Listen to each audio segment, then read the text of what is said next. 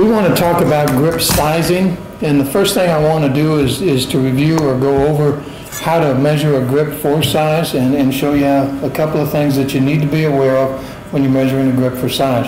I've got a club, and I always say if you hand me a golf club and I'm going to measure the grip for the size, I'm going to take the toe of the golf club and face it away from me.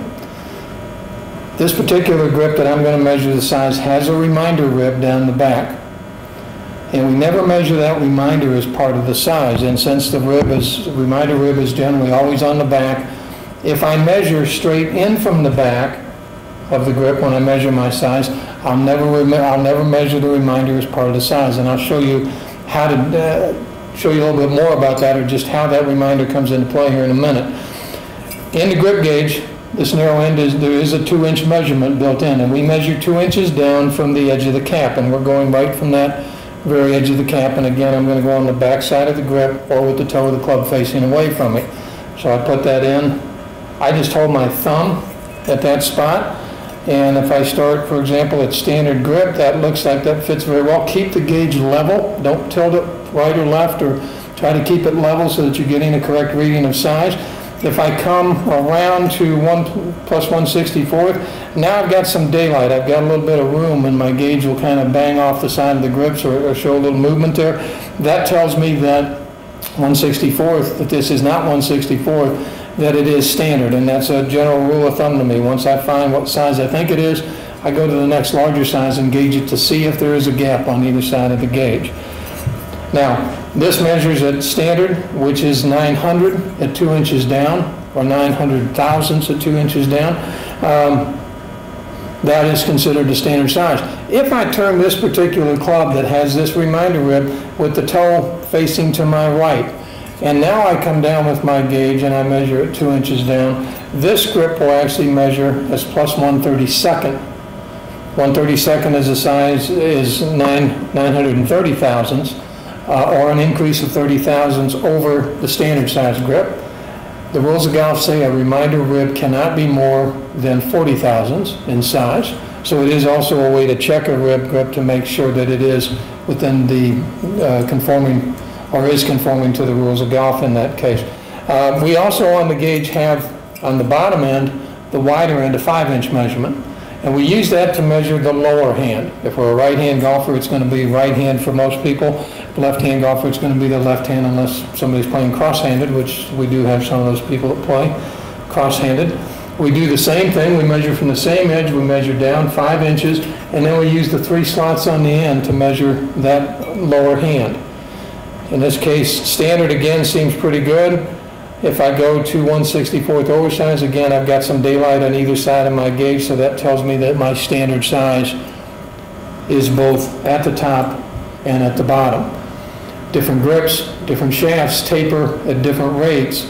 And in today's world, when we have so many different shafts within a given set of clubs, the graphite shaft in woods, maybe steel shafts in irons, there can be different rates of tapers on these shafts that could affect your grip size. So it's important to size both top and lower hand to make sure that you maintain some consistency when you're installing grips or regripping a set of clubs.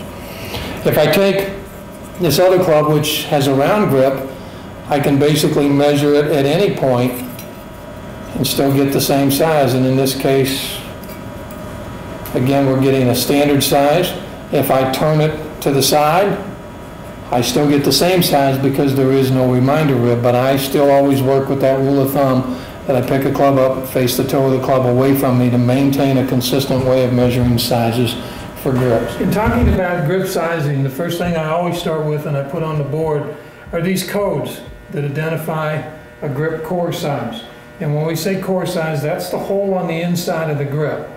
If I had these two grips, for example, one's an M58 and one's an M60, and I was standing here holding both of them, the outside diameters would be the same. It's the hole on the inside of the grip that's smaller in the case of the 580 than it is on the 600.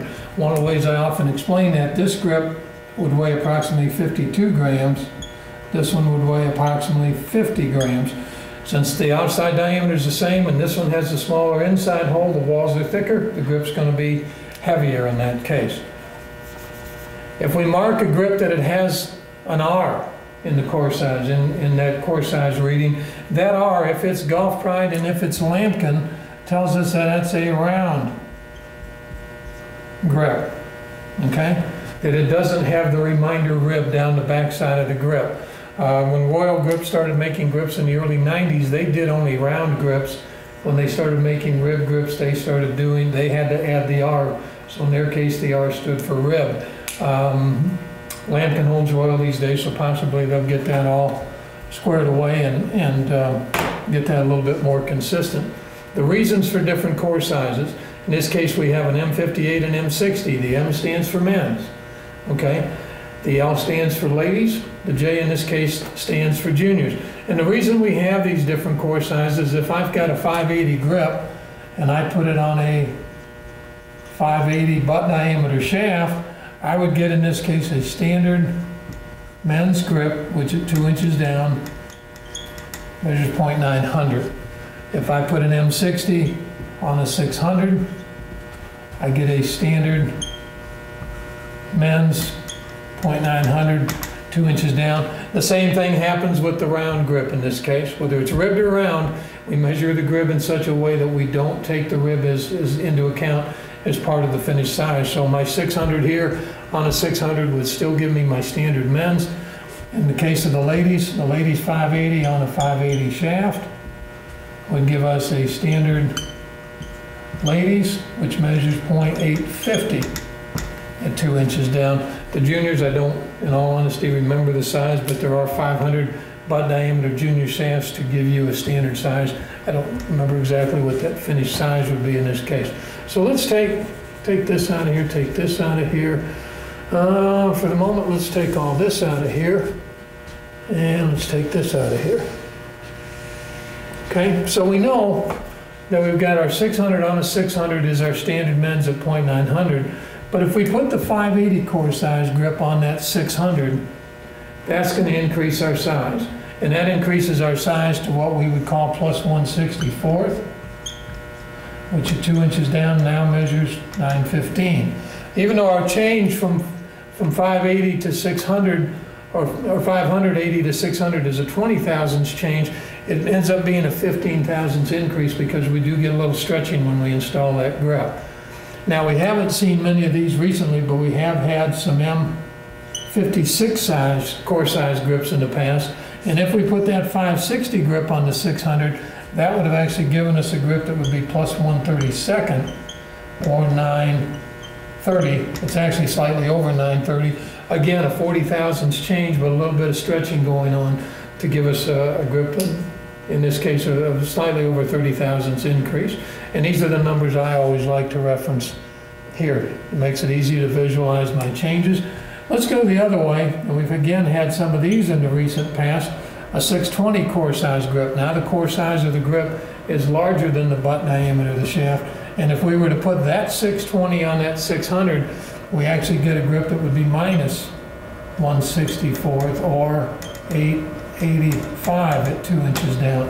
I'm not a big fan of doing this because generally the grip will break loose up at the top since the core size of the grip is bigger than the butt diameter of the shaft. Another way we could achieve a minus 1/64, if I take my 600 on the 600 shaft and I stretch the whole grip 3/4 of an inch, stretch it longer, I can make that grip be 1/64 undersize. Now, not going to do that in every case. You're not going to stretch a cord grip. You're not going to stretch a wind grip. So there are a number of cases where you would not be able to stretch that grip to make a smaller size. But there are many cases where you can do that to stretch it and create a smaller size. Now, one last one. Let's go back and get the ladies 580. And let's put it on that 600 shaft. But in this case, I'm going to reference what men's size it would be. Remember, we said the 580 on a 580 butt diameter shaft was a standard ladies, which measured 850 at 2 inches down, okay? In this case, the 580 on the 600 is a men's size, creates a minus 1/32 or approximately 870, okay? And what happens is the 580 on the 600, just as it was here, is a 1/64 oversize. So we add 15 thousandths for plus 1/64, and we get an 865, or in this case we're rounding off to 870. And this is actually something that's done a lot more than you probably realize. Men that have small hands who need a smaller grip, Golf Pride makes a grip that they simply call Undersize, which in reality is a ladies grip. They just simply don't call it ladies for the purpose of being politically correct, I guess. Okay, so if we have different core sizes, those are ways that we can move them around to create different grip sizes. So now let's get rid of some things again, and let's do this a different way. Let's get rid of all that. Let's get rid of that. We're going to get rid of everything up here. We're going to get rid of everything up here. I'm going to write in a couple more sizes.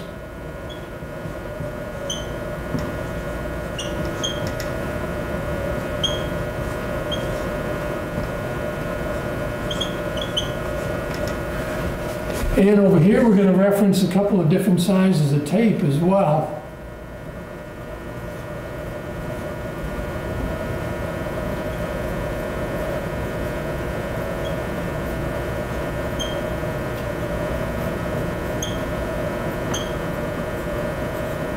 Okay, if the only thing we have now is a 600 core size grip on a 600 shaft, and we want to create a 64th oversize, okay, well, we've got to somehow create an increase of 15 thousandths because our difference is 915 to 900, so we have to increase that. If our masking tape that we're using for build-up tape, and this is just the masking tape we're using, if it happened to be a thickness of 7 thousandths, that would be 2 wraps. Okay, if we were using a 10 thousandths thickness masking tape, that would simply be 1 wrap. It'd actually come up slightly smaller, but we reference 1 in that case. Now, from the Golfworks, the tape that you should be getting from us today, at least the masking tape you would buy from us, should be right about 10 thousandths. Most of the rolls I've measured recently have been in the 9 to 10 thousandths range, so you should primarily be working with 10 thousandths. Ralph always referenced 10 thousandths build-up tape in all the books that he's done. But I like to make you aware of the fact that you could buy masking tape that could be thinner. Okay, sometimes you can find some that's thicker than 10 thousandths as well. So it's important to check the thickness of the tape that you're working with. Very simply, just fold it in half, measure the thickness, since the tape would be wrapped around both sides of the shaft, and you can measure it with a pair of calipers. If we wanted to increase to a 32nd oversize, in this case, now this is an increase of 30 thousandths. If we were using 7 thousandths tape, it would be 4 wraps. If we were using 10 thousandths tape, it would be 3, because now we're right on a 30 thousandths change in this case. If we wanted to go to 1/16th oversize, it actually, when you wrap it, measurement goes to 9 here. At 10 thousandths, it would be 6, because again, it's a 60 thousandths change. If we were going to 1/8, this would be 18. This would be 12, and it's very unlikely today that you would do this, either one of these last two, at a 16th or an 8th, very unlikely that you would do those, simply because we have so many grips today that are referenced. For example, a 16th oversize by Golf Pride and Lampkin would be called a mid-size. An 8th is generally referred to as a jumbo. So if I have the option of buying one of these grips and installing it, then I'm going to install it that way, as opposed to doing all these build-up wraps. We used to do this on a pretty regular basis at one time because we didn't have these pre-sized grips available to us back then. So those are some ways that we can move this around, or create through masking tape, create our different sizes. And this is only the masking tape. The double-sided grip tape that goes on, which allows us to install the grip, it's something we can activate and make slippery and install the grip properly, is counted by the grip manufacturer as part of the finished size. So we never count it as a build-up wrap, and that's important to remember because that gets confused a lot of times. You do not count the double-sided tape as a build-up wrap. Build-up wraps would strictly, in this case, be our masking tape. When we read a grip size, I want to just go over that as well. We talked about rib grips, and I have here a grip that actually I've cut in half lengthwise so that we can see the rib inside the grip. Grips are coded for size right here at the bottom. This one, for example, says it's an M580. This is a Golf Pride grip, so that M580 tells me it's a rib because there is no R there. Another way, we have a grip here that we've cut in half lengthwise just to show again the rib, that you can see the flat side on the grip that we have for showing those sizes as well. But those are ways that we can take either different core size grips as we showed you in the first examples, Or now we can take just one core size grip and a shaft size and change it through the use of build-up tape to create finished sizes.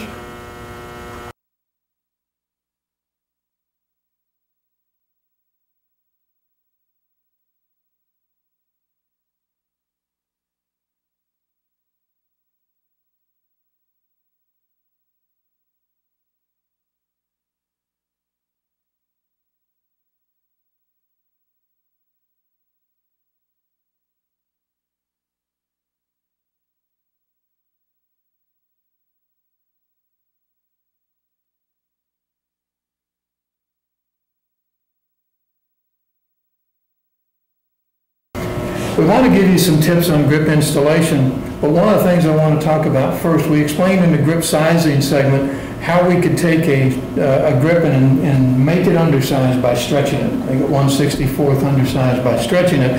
In this case, I have a 600 butt diameter shaft that I've measured, and I've got a 600 core size grip. And I said if I install this 600 core size grip and I stretch the whole grip 3/4 of an inch down the shaft, that I can create a 1/64th undersize. My method of doing that is I like to take the grip and lay it in against the shaft. I'm going to lay it to this top line up here because the grip cap is approximately 1/8 of an inch, and we want to allow for that. And I'm just simply going to put a mark with a Sharpie here right at the very bottom edge of the grip. Then I'm going to take a ruler and I'm going to measure down 3/4 of an inch from that point and put a mark on the shaft. Then I'm going to come now with some double-sided tape that I'm going to tape and tape all the way to that mark.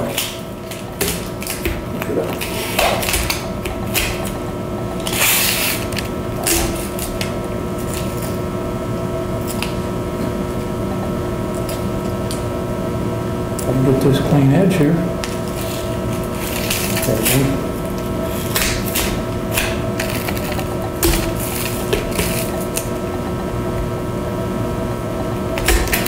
Tear that, tape it all the way to that mark. I'm going to use this tape as a guideline. I'm going to stretch this grip to the bottom edge of that tape. And if I've got more tape than I need up here at the butt end, I can cut that off. I don't need all that excess tape, but we do want to cover the butt end to cover the sharp edges.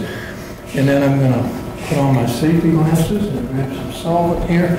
I generally have a rule of thumb that says installing grips, more solvent is better than not enough. But in this particular case, if I can get away with a little less solvent, that's a better case because I'm trying to get this grip to stay into a position when I stretch it.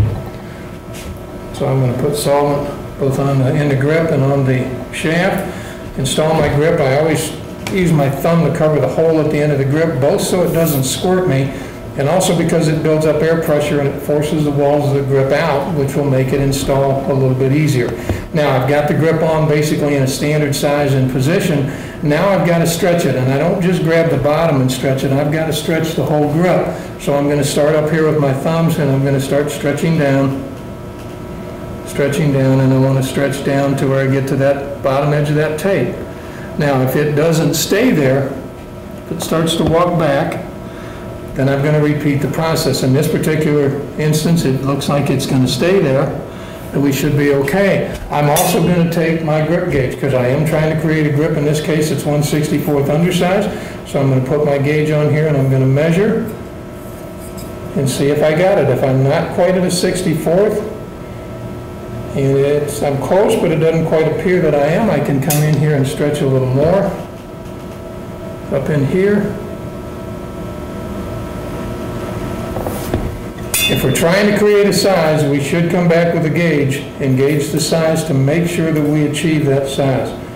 And now I've got a good measurement of -1/64. So that's a method that we can use if it's a grip that will allow us to stretch it. As we said, you're not going to stretch a wind grip, you're not going to stretch a cord grip. They just don't have enough give to them to allow you to stretch them.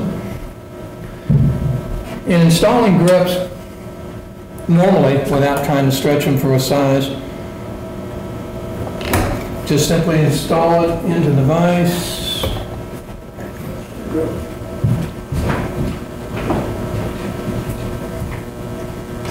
Tape it with double-sided tape, generally pretty close to the full length.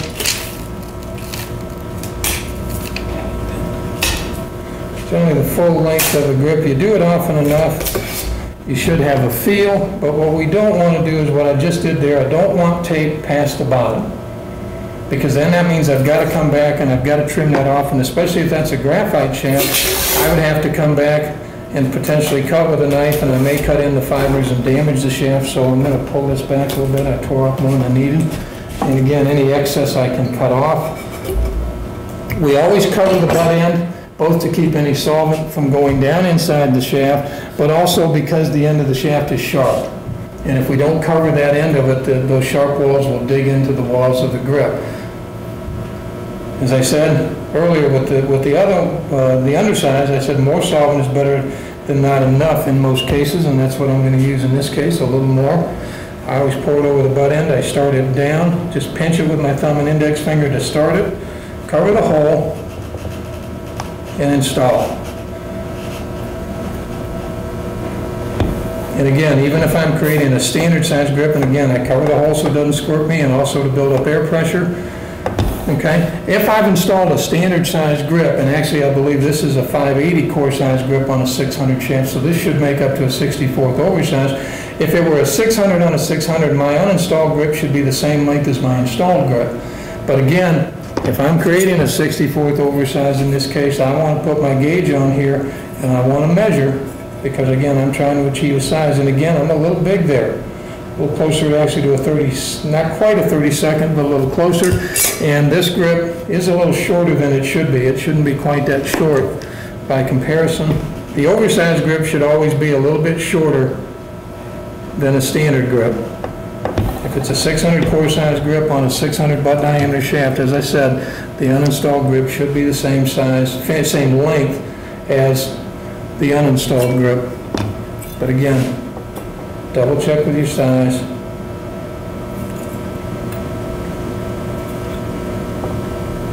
And we've got a good size there. We've got our 64th in that case, which we should have. One of the other things that you'll run into in gripping is doing long putters, belly putters in this, as well. One thing that creates a little bit of an issue is a gripping station that has a long enough tray to cover it. You may have to put something else in here. If I'm using two grips, and I'm going to install two grips on a long putter, and I'm going to separate those two grips, the USGA says that that has to separate by at least 1.5 inches to be conforming to the rules. So if we're installing a top piece and a bottom piece, they have to separate by at least 1.5 inches. The reality is, if I'm doing a long putter for somebody and I'm fitting them, once I get it cut to the length and before I grip it, I'm going to have them hold it and find out where, we know where they're going to hold their top hand, but where are they going to put that bottom hand to be comfortable to putt it? It may mean I'm going to separate those more than 1.5 inches, but I have to separate them at least 1.5 inches. If you get into any grips that are difficult to install, like a wind grip, like the long single piece wind belly putter grip that has the flat side. If you're having trouble installing those, warm them up. Take a heat gun, take a hair dryer, warm them up. If you've had a difficult time installing wind grips, you're doing a setup, and I've told people, if you have a heating pad, plug in the heating pad, put the grips in the heating pad, let them warm up a little bit, and they'll come back and install much easier when you do that. If you are installing two long grips like this, my rule of thumb is I'll mark the short one from the butt end of the shaft down, and then mark the bottom edge where I want the second one to be, and then I tape all the way to that edge, all the way up, cover the butt end, put solvent in the grip and install, and hopefully come back very quickly, solvent the top grip and install it, and then come back. In this case, they're generally going to be a steel shaft, and trim away that excess material. And again, if you need to, warm those grips up to make them install a little bit easier. But there are some rules of golf pertain, the rules of golf do pertain to those long grips, especially if they separate, that they have to be 1.5 inches. We want to talk about a couple of different methods that we have for removing grips if we need to reuse them. Not quite done as much these days with all the different replacement grips that are available, especially the grips from the original manufacturers such as Callaway and TaylorMade and Odyssey that we sell in the catalog. But at times it is, something that we need to do. Maybe it's a grip, a lot of times a putter grip that somebody has and they like that one, they can't get another one, they want to save that one. And the first method I'm going to show you uses this V-groove grip removal tool that we sell, and there actually is a little bit of a groove down through here so that as we work this in under the grip, there's room for solvent to travel. And what we're going to do, I'm just going to take a paint pan here that I have and stand the club up, butt end down in the pan just to catch the solvent, and I just start the tool down inside, just under the mouth of the grip. You can usually just roll it back enough to start it, and then I'm going to start working a little bit of solvent down through here and run the bar down in here.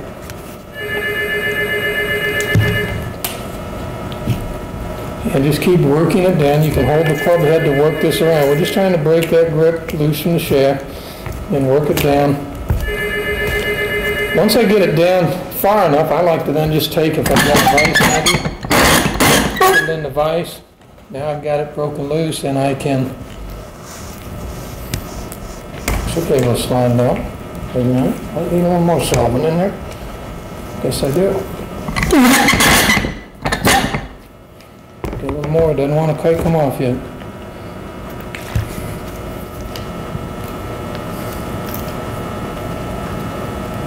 There it goes.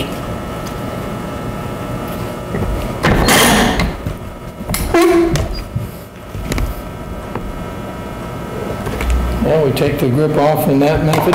It's a good thing when all the tape stays on the butt end of the shaft, because if it's not, it's inside my grip and I've got to get that out of there. We use a grip core cleaning brush to clean out the inside of the grip. Even if all the tape stayed on the shaft, it's a good idea to go in here and clean it out. I like to put my fingers from my hand right over the top of the brush as I work it through there to clean out any residue that might be in there. Good idea also to let that grip dry out a little bit. We have put solvent in it, and grips will soak up solvent and expand a little bit in size, so it's a good idea to let that dry out a little bit before you reinstall it. As far as taking the old tape off the shaft,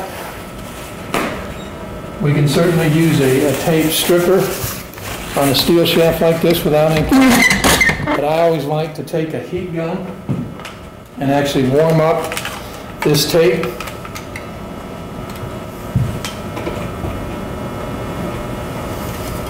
If you warm it up, you soften the adhesive and it will come off much easier. In most cases, you can simply peel it off. You still have the option of scraping it if you'd like. Graphite shafts, I prefer to try to peel it as much as best I can. I do not like using the tape scrapers quite as much on a graphite shaft. You could damage them. Just put the butt end of the shaft up against either one of these fixtures or even against just the vise, just to support it, and then go ahead and scrape off the tape. You'll get some residue left on the shaft, and you can take some solvent and clean that up with a paper towel. If you can peel it off, you generally don't end up with as much residue to clean off. That's one of the reasons I like to just peel it off whenever I can. But in doing that, we'd be ready now to regrip the club. Anytime we regrip a club, we recommend removing all the old tape, any build-up tape or anything that's on there, and starting over again. It's just going to be the way to be most consistent in creating your grip sizes and creating proper grip sizes. The other method that we have for saving a grip is the grip shooter. You want to be careful when you use a grip shooter. We are using a needle that we're going to insert into the grip, through the grip, so that we can inject solvent underneath the grip to break it loose from the shaft. You have to be very careful that you don't try to force this in and end up somehow putting too much pressure, bending or breaking the needle and slipping and injecting this or sticking this into your hand. It is very much a safety precaution. When you store these, if you have one, there is a brass fitting inside this cap. You want to save it, make sure the needle goes inside the fitting, store it with the cap on. You don't want to be reaching around sticking this in your finger. Another way to use the grip shooter that a lot of people like to use is there's a hose that can be attached to this, and then the needle attaches to the hose, and you can leave your canister sitting on a bench or on a table. When you put the needle in under the grip this way, you don't have a hold of the canister. You're probably a lot less likely to slip and put as much pressure and break the needle and slide. I've used this thing for so long, actually long before the hoses came out, that I'm still a little more comfortable using it without the hose. But you always just have to be very cautious. I'm going to put my safety glasses on. And what I'm going to try to do here, I want to inject solvent underneath this grip hopefully without having it come through the bottom. If I inject it and it comes through the bottom, it basically releases the grip and then somewhat lets it grab a hold again, and it won't come off as easily. Some people, and I've done it as well, just take a hose clamp, small hose clamp, and clamp off the bottom of this grip to trap that solvent in there so that you can work that solvent, break the grip loose, and then release your clamp and take the grip the rest of the way off. I try to get the hole in the needle if possible as I insert it to face away from the shaft. If the hole in the needle faces in towards the shaft, and if there's any amount of buildup tape in there, the needle could just bury into the buildup tape and the solvent won't come out properly. So if I can keep the hole in the needle facing out, that works a little better. I generally go into one of the little chevrons on the grip and install this on a very shallow angle. And install it in. I'll usually put my thumb over this hole. Hopefully the solvent won't come back this way, but sometimes it does. I didn't get that in all the way.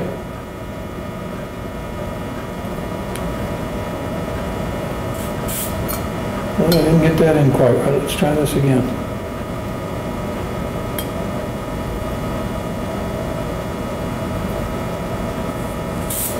There we go. Now I can see my solvent starting to work down through the grip. Trying to let it work on its own. I might start working some of it here as I get a little farther away from this. Now I've got it down. If I can get it down to about the middle part of the grip, and then I'm just going to cover this as I pull it. Hopefully it won't come out, and I can start to work this loose. Now the downside is if you get your hands wet like I just did, it may not come off quite as easily. Or I get down here and my solvent came out the butt end, so I didn't quite get it all the way off. I may have to reshoot this. I'll try to work it down through. I'm going to try that first. There we go. And then pull it off. Now, the other thing that happened this time, my tape did not all stay to my shaft, so it is inside my grip, and I would have to take this. And a lot of times I find, again, it's not a bad idea to let this dry out a little bit before you take this out, or take as much of it as you can and then let it dry. And if you need to, then go back in and get it. Because if you're going to use this again, you've got to get all this excess tape out of there, or it's going to affect the size of your grip, or it could create a little bit of a bump or a lump under your grip that's just not going to feel right when you do that. So you need to get all that off out of the inside of the grip before you reinstall the grip. Again, let it dry out a little bit before you reinstall it so that it can get back to its size.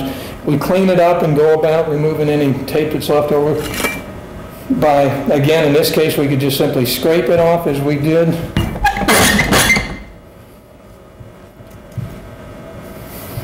Sorry about that. We can scrape it off. Dry it off. In this case, again, if it's a little stubborn, take a heat gun, warm it up a little bit, and clean this off. Again, if it's a graphite shaft, I prefer to warm it up and try to peel it off. I'm not that comfortable using a tape scraper on a graphite shaft. You could dig into the shaft and do some damage to the fiber, so you want to be careful in doing that as well. But those are the two methods that we have for removing and saving grips for reinstallation.